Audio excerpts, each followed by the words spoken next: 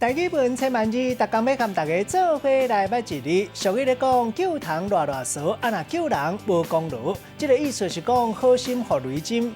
今仔日要甲大家小解这一字，就是功，功劳的功，读过往讲第一条。功会当讲是代志的效果，咱讲是功效；嘛会当讲是一个人真拼事了所得到的成绩，咱讲是成功或者是功劳。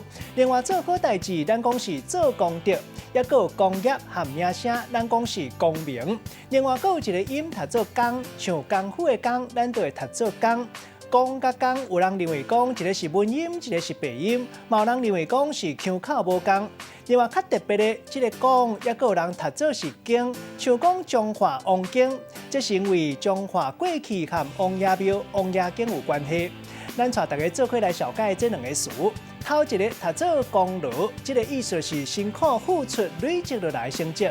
第二个词读做破功，这个词本地是金刚布袋戏的剧情，讲互人拍伤或者是练功夫，练到走火入魔，功夫尽失，落尾嘛当讲是一个人失败。咱用一句话来举例，甲这两个词夹做伙。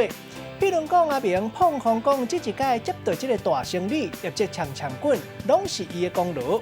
结果一个问讲，上界重要、直接关键的人是谁？伊就随破功，因为根本就无加入上界重要、落尾打合的过程。今仔日小解这一字读做功，另外一个音读做工，提供给观众朋友来参考。